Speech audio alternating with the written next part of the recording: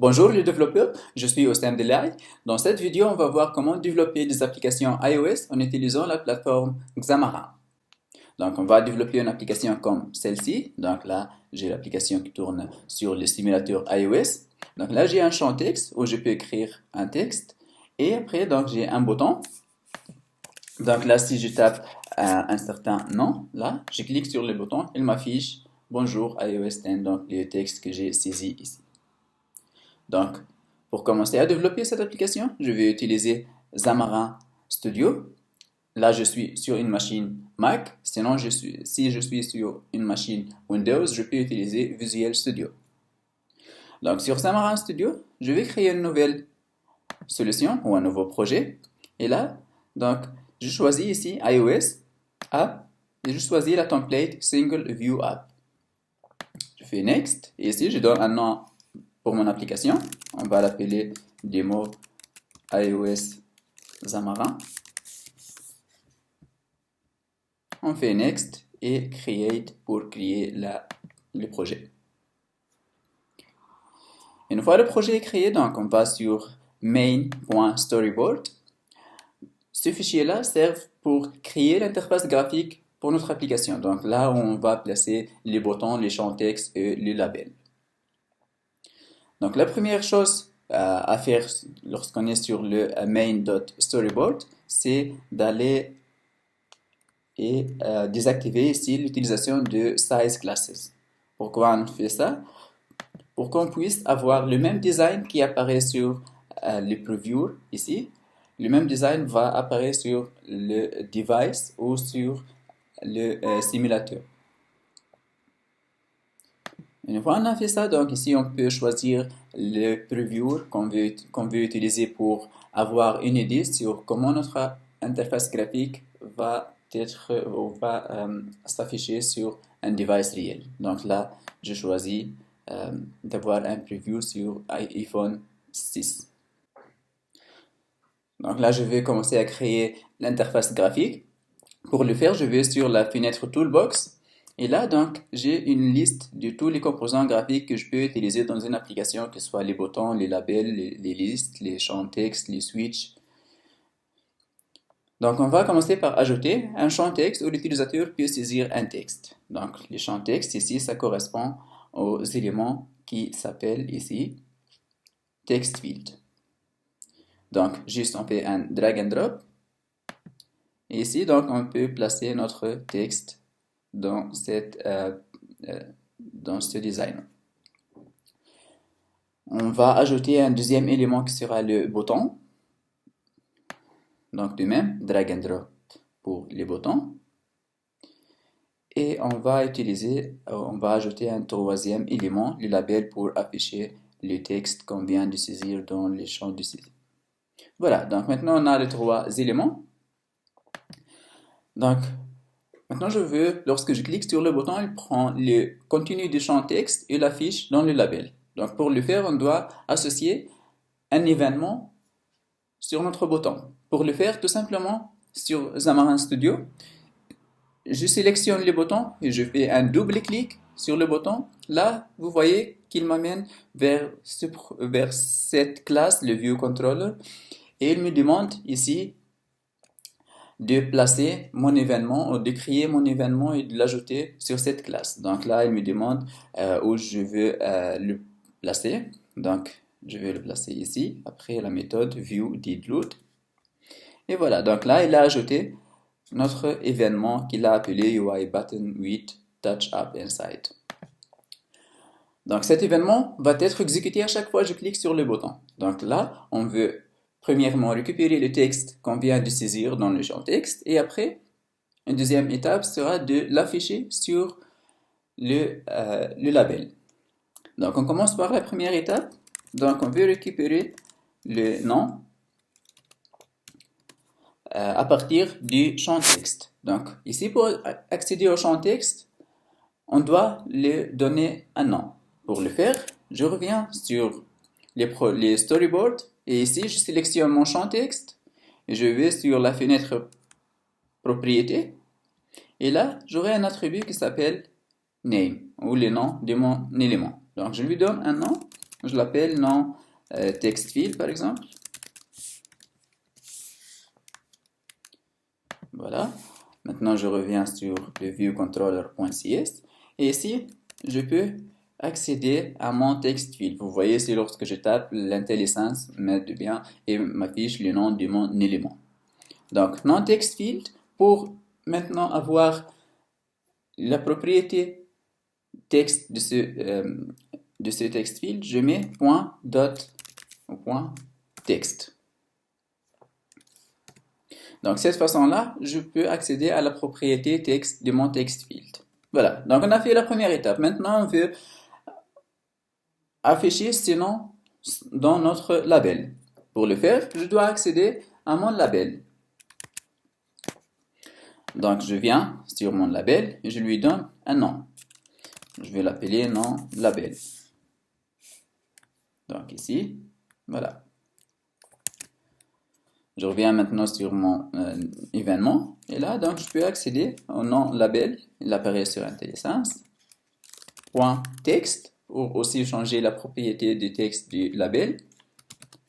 Égal. Donc, on va afficher ici bonjour plus la propriété nom. On exécute maintenant notre application. Et ici, on peut l'exécuter sur différents simulateurs. Là, je vais choisir le simulateur de iPhone 7. Et on clique sur les boutons ici pour lancer l'exécution de l'application sur le simulateur.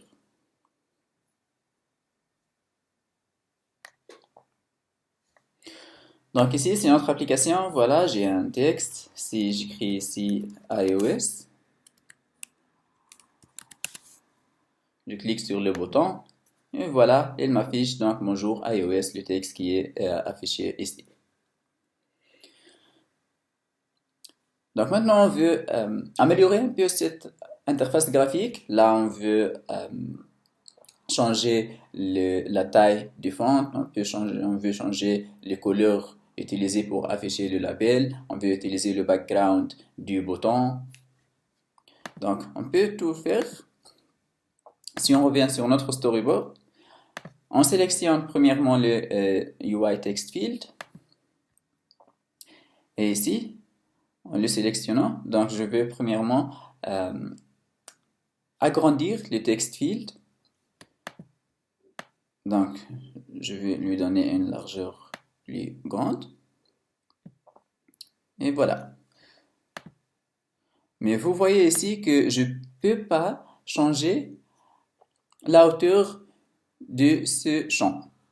Vous voyez ici, je peux changer juste la longueur. Donc, pour changer la hauteur, là, dans la fenêtre propriété, j'ai une propriété que je dois la changer pour pouvoir donc changer l'auteur du UI Text Field. Cette propriété, c'est le Border Style. Donc, sur le Border Style, vous voyez là qu'elle est sélectionnée pour avoir un Border Style qui a un arrondissement. Mais là, je vais choisir celle-ci. Donc, en choisissant là, maintenant, je peux, voilà, donc changer l'auteur de mon texte view. Maintenant, je veux que le texte affiché dans ce text field s'affiche avec une taille du font plus grande. Donc, pour le faire, je viens là sur font. Et là, avec cette propriété texte, là, j'ai les deux options, plain ou attributed. Je vais choisir la attributed pour avoir plus d'options. Et là, donc, je peux accéder à certaines options comme la taille du font. Donc là, je vais choisir par exemple 50. Et voilà, mon texte maintenant, il apparaît avec une taille de font plus grande. Je peux aussi choisir une autre couleur ou une autre couleur du texte. Là, tout simplement, en allant vers ce champ-là qui est un peu utile, foreground color.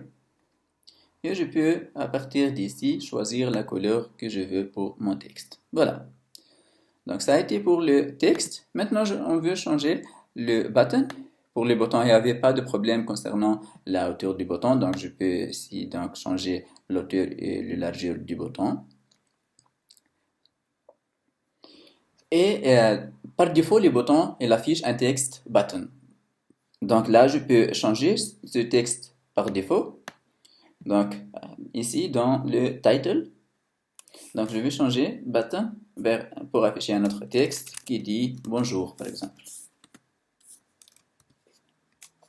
Voilà. Je peux aussi modifier la taille de fond de ce texte. Donc au lieu de choisir ici 17, je veux choisir une valeur plus grande, disons 30 par exemple. On peut aussi de même donc changer la couleur du texte qui apparaît ici par défaut en bleu. Donc on va le faire ici à travers la propriété text color. Donc là, on a une certaines couleurs par défaut, mais on peut choisir d'autres couleurs plus riches et plus d'options pour les couleurs ici. Donc je vais choisir une couleur, celle-là par exemple. On peut aussi changer le background du bouton. Donc là, en allant cherchant une propriété qui s'appelle background. Et ici, je peux la changer à partir de cet endroit. Donc on va choisir celle-là par exemple. Voilà. Maintenant, notre label, donc on peut modifier la largeur et la longueur.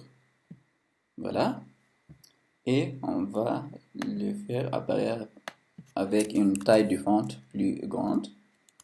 On met là à 30 par exemple. Et on change encore donc la couleur du fond de ce texte. Donc là, je choisis la couleur purple. Et voilà. Si j'exécute maintenant mon application pour voir le résultat de ce changement,